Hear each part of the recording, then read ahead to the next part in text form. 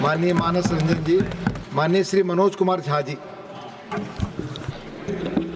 शुक्रिया उपसभापति महोदय, बहुत बहुत धन्यवाद आपका। इस अवसर पर मैं महामहिम के अभिभाषण पर अपनी बातें अपने दल की ओर से रखने के लिए खड़ा हुआ हूँ। सर, महामहिम के अभिभाषण की परिपाटी से हम सब वाकिफ हैं। इसी सरकार ने नहीं, हर सरकार, उनकी कैबिनेट अभिभाषण तैयार करती है। महोदय, कई परंपराएं हमने बदली हैं। बरबस एक ख्याल आता है कि अगर ये परंपरा, इस पर हम सोचें कि महामहिम अगर विशुद्ध अपने अनुभव, अपनी पीड़ा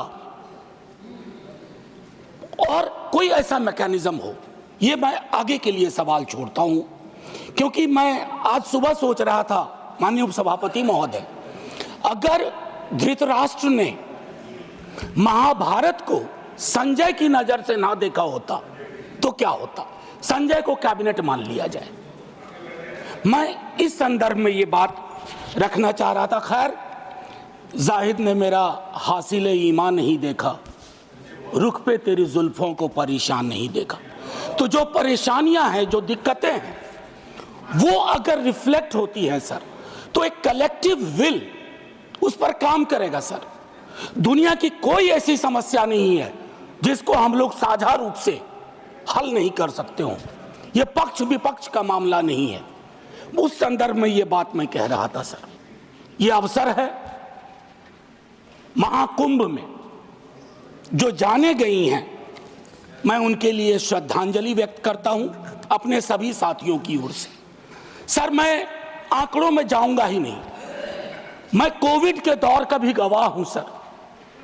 कितनी लाशें अनअटेंडेड चली गई सर। अति साधारण लोग हैं ये। जिंदगी में डिग्निटी चाहिए सर, संविधान भी कहता है, लेकिन मौत में उससे बड़ी डिग्निटी चाहिए। अगर हम डिग्निफाइड डेथ नहीं इंश्योर कर पा रहे हैं सर, तो ये हमारे सामूहिक विफलता है सर। क्या आंकड़े की बात करूं?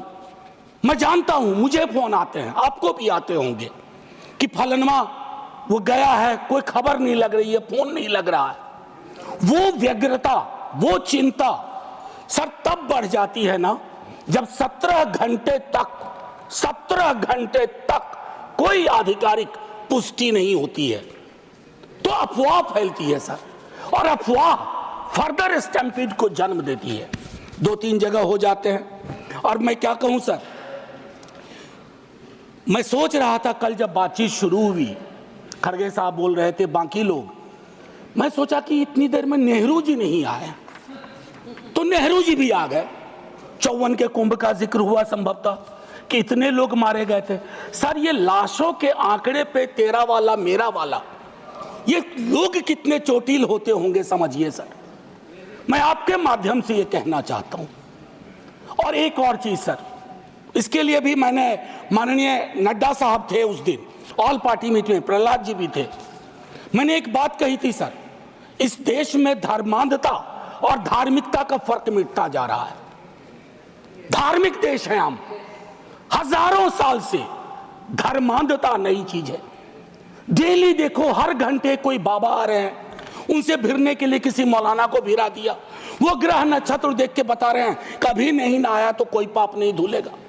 सर, ये परिपाटी संविधान के दृष्टिकोण से भी बंद होनी चाहिए। और ये जो प्रोडक्शन फैक्ट्री रिलीजियस बाबाओं की आ गई है सर, इसके उत्पादन पर भी रोक लगनी चाहिए। सर, दिक्कत क्या है? प्लीज बैठकर सर, बैठकर बात नहीं, आप आपस में बैठकर बात नहीं प्लीज। सर, मैंने उसके कहा था कि हर धर्म के अंदर इस तरह के सुपरस्टिशन जन्म हो रहे हैं। और मैं एक और बात कहता हूं सर, ईश्वर को क्यों ठग रहे हैं?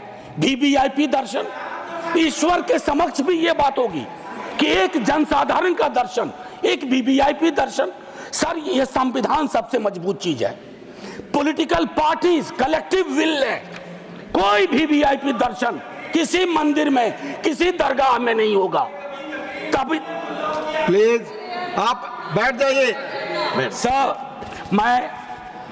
मैं सिर्फ इतना कहना चाहता हूं सर कि माननीय महामहिम ने एक बात रखी कि सरकार के निर्णयों से गरीब, मध्यम वर्ग, युवा, महिलाओं, किसानों को सर्वोच्च प्राथमिकता मिलती है। सर, अगर ये सच होता तो मैं ये सवाल नहीं उठाता। आंकड़े तो हमें उपलब्ध ही नहीं हो पा रहे हैं सर, सेंसस ही नहीं हो रहा, तो बाकी छोड़ दीजिए। हम कास्ट सेंसस की बात करते हैं, यहां सेंसस का एलोकेशन ही देख करके चिंता में पड़ गए हैं कि आखिर कौन सी चिंता है।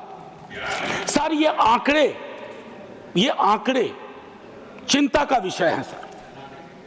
किसान प्राथमिकता में है और किसान से संवाद नहीं है सर। असल में एक बात एक कवि ने कही थी सर, आप मुझसे बेहतर जानते हैं, कि लोहे का स्वाद लोहार से ना पूछो, उस घोड़े से पूछो जिसके मुंह में लगाम लगी हुई है। ये हम पूछना भूल गए हैं सर।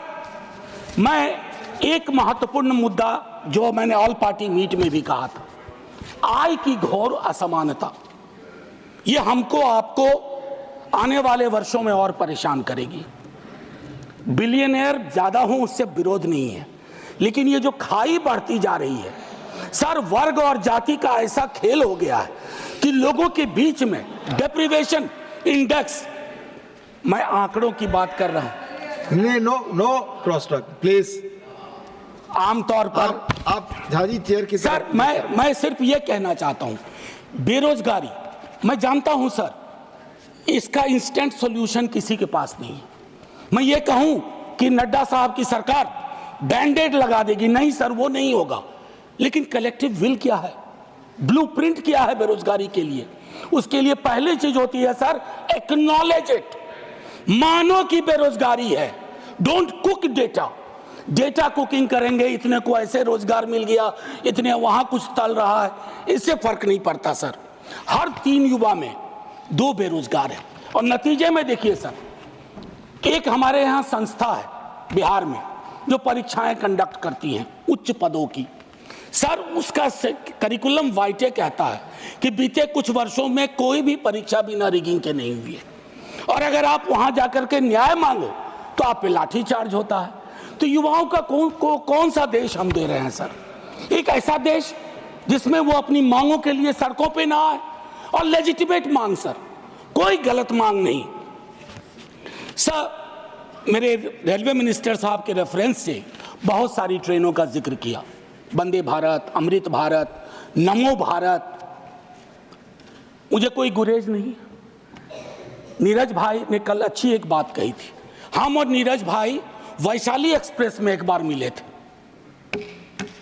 ये बस्ती से चढ़े थे संभवतः, मैं सहरसा से था सर। मैं चाहूंगा कि वो जो पुरानी एक्सप्रेस और पैसेंजर ट्रेन हैं जो इस देश के 88-90% कैरेज को ले जाती है, लोगों को ले जाती है, उनकी क्या हालत, उनकी हालत अगर देख लें।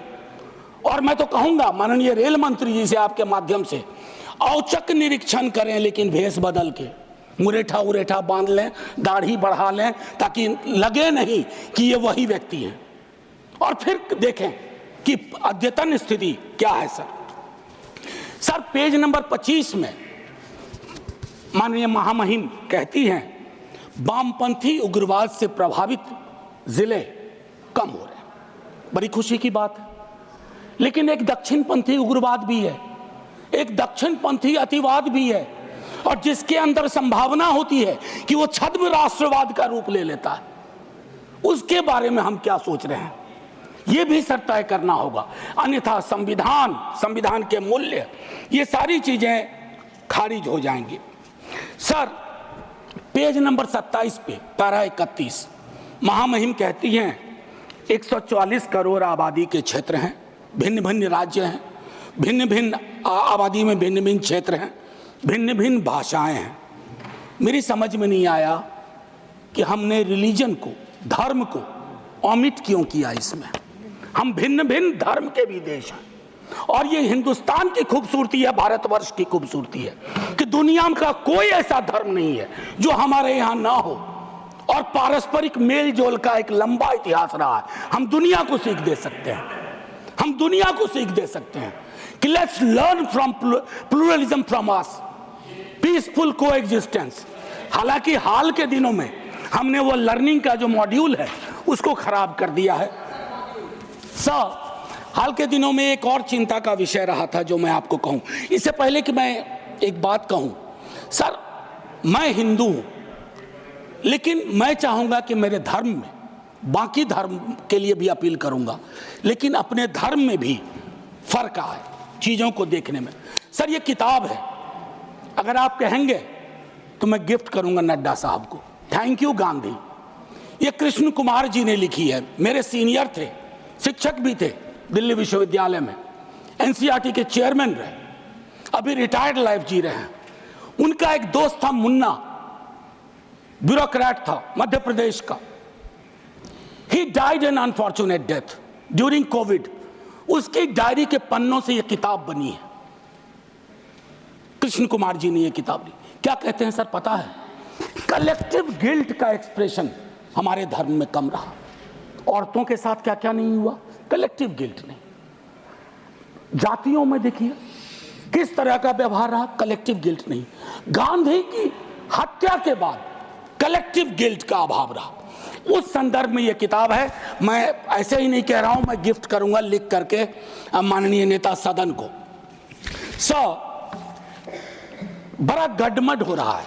अगर देखें महामहिम के भाषण में, अभी हाल के दिनों में चर्चा हुई कि स्टेट, सर पॉलिटिकल लाइफ में विरोध करना तो इनकी नीतियों का शुरू किया था विद्यार्थी के रूप में। तो हम कहते थे Indian state oppressive state, Indian state down down, लेकिन हम फर्क जानते थे राज्य और राष्ट्र का। हाल के दिनों में एक बयान आया नेता प्रतिपक्ष का, उसके बाद शुरू हो गया कि राष्ट्र को कहा नहीं भाई। मैं एक पेपर पढ़ाता हूं एमए में, डिपार्टमेंट ऑफ सोशल वर्क में, दिल्ली यूनिवर्सिटी में, उसका नाम है state political economy and governance. उसका पहली यूनिट में कहता हूं there is a difference between nation comma state comma its government. हम तीनों डिस्टिंक्शन को ब्लर कर रहे हैं। मैं राष्ट्र की खूबसूरती के लिए अपने सरकार की आलोचना करूंगा, मैं राष्ट्र की बेहतरी के लिए अपने राज्य की आलोचना करूंगा, लेकिन मैं राष्ट्र के साथ मोहब्बत में हूं, इसलिए कर रहा हूं। इस डिस्टिंक्शन को खत्म ना किया जाए सर। एक चीज 2022 के अगस्त महीने में हमारे बिहार के मुख्यमंत्री जी की अंतरात्मा जागी, हम साथ आए। साथ आने से सर कुछ फर्क पड़ा, 5 लाख नौकरियां मिली, युवाओं में जोश आया। दूसरी चीज ज्यादा महत्वपूर्ण है सर, दूसरी चीज ज्यादा महत्वपूर्ण है, चलिए उस पर ऐतराज है, बाद में बात करेंगे। दूसरी चीज ज्यादा महत्वपूर्ण है, 3.5 लाख प्रक्रियाधीन के बाद जातिगत सर्वेक्षण हुआ सर। प्रधानमंत्री जी तक वो डेटा है, हमारे नेता सदन के पास भी वो डेटा होगा, वित्त मंत्री साहिबा के पास वो डेटा है, लेकिन उस डेटा के आधार पर बजट क्यों नहीं बनता है? वो 9वीं अनुसूची में क्यों नहीं शामिल किया जाता?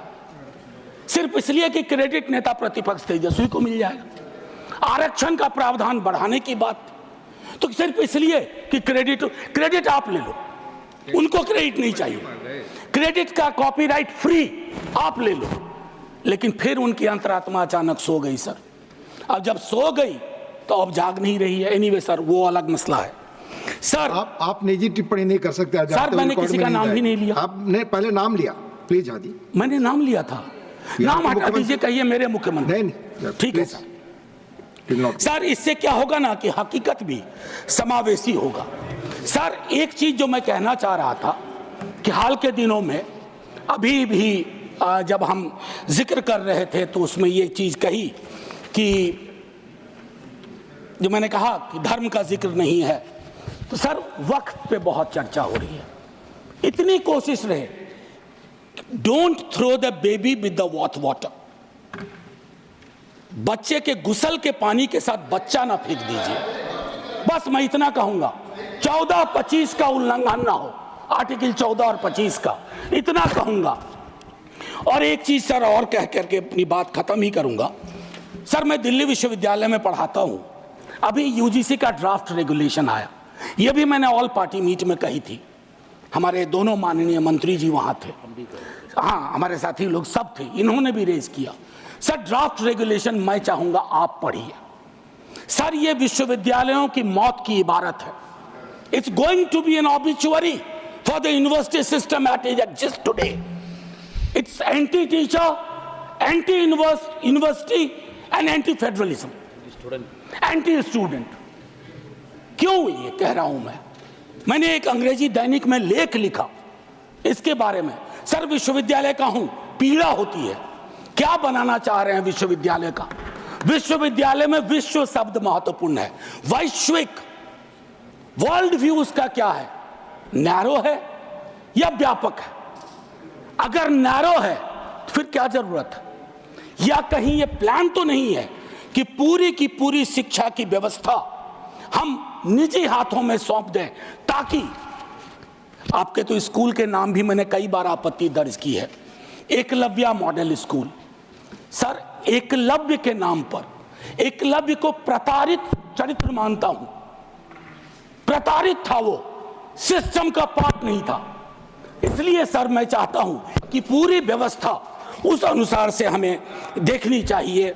सर एक चीज कहूंगा इसमें, अगर मैं 2-3 छोटी छोटी चीजें सर, आंगनवाड़ी, सहायिका, आशा, ये हमारे कैरियर्स हैं, हमारी सारी स्कीम को ढो रहे हैं। उनका मानदेय क्या है? उनका मानदेय चिंता का विषय है। सारी स्कीम को वो कैरी करते हैं। एक तो वैकेंसी है, ऊपर से उनके मानदेय में कोई बढ़ोतरी नहीं, तो एक स्टैग्नेशन है सर, कंप्लीट स्टैग्नेशन है। उनके लिए सोचा जाए, उनके बारे में, उनके कार्य के अनुरूप चर्चा हो। सर टीचर की वैकेंसी, मैं तो अपने यहां से भी वाकिफ हूं, विश्वविद्यालयों की बात नहीं करूंगा। एक श्वेत पत्र आना चाहिए, एससी एसटी ओबीसी रिजर्वेशन की क्या अद्यतन स्थिति है विश्वविद्यालयों में, आईसीएसआर इंस्टीट्यूशंस में। सर लोगों की आंखें फटी रह जाएंगी। मैं बता रहा हूं, कोविड में जब मैंने बात की थी, जो आज मैंने कुंभ वाली बात की, बीजेपी के दोस्तों ने आके कहा somebody had to speak। Sir हम पार्टी अलग अलग हो, धारा तो एक है सर। लोग उनसे भी तो कहते होंगे कि हमारा रिप्रेजेंटेशन क्या हो रहा है, हमारे बारे में क्यों नहीं बोलते हो? सर ये मैं समझता हूं एक श्वेत पत्र आना चाहिए। मैंने पूरा आंकड़ा था, आंकड़ा मैं हाँ सर, अब नहीं ये उचित नहीं होगा, क्योंकि सेंट्रल हॉल में वो अद्भुत जगह थी। सर बस खत्म कर रहा हूँ। सेंट्रल हॉल में एक अद्भुत जगह थी जहाँ लोग कटिंग अक्रॉस पॉलिटिकल पार्टी आते थे। ये अवसर नहीं है उसके लिए वकालत करने का, लेकिन मैं कहूँगा कि सेंट्रल हॉल नुमा एक चीज़ बेहद आवश्यक है। तब सर ये पार्लियामेंट में डेडलॉक नहीं होगा। डेडलॉक तोड़ने की सबसे खूबसूरत जगह सेंट्रल हॉल थी। खैर एनीवे सर, मैं ये कहना चाहता हूँ, टीचर शॉर्टेज, छोटा एक उदाहरण दे रहा हूँ, सोल्यूशन। शिक्षा प्रेरक हजारों की संख्या में पार्ट ऑफ ए प्रोग्राम था, आज वो खाली बैठे हुए हैं, आप उनको एम्प्लॉय करो। डीएलएड आप ही की सरकार का प्रोग्राम था, डीएलएड आप ही की सरकार का आइडिया था। आपने क्या किया? डीएलएड के बाद न्यायालय के इंटरवेंशन के बावजूद, बस खत्म कर रहा हूं सर, बावजूद उसको आपने दरकिनार कर दिया। तो मैं माननीय महामहिम के, जब मैंने शुरुआत की थी सर, एक लाइन कह के खत्म करूंगा और मैं सर्वेश्वर से खत्म करूंगा, और ये मैं अपने सब के लिए कह रहा हूं। यदि तुम्हारे घर के एक कमरे में आग लगी हो तो क्या तुम दूसरे कमरे में सो सकते हो? यदि तुम्हारे घर के एक कमरे में लाशें सड़ रही हो तो क्या तुम दूसरे कमरे में प्रार्थना कर सकते हो? यदि तुम्हारा जवाब हां है, मुझे तुमसे कुछ नहीं कहना है। जय हिंद सर।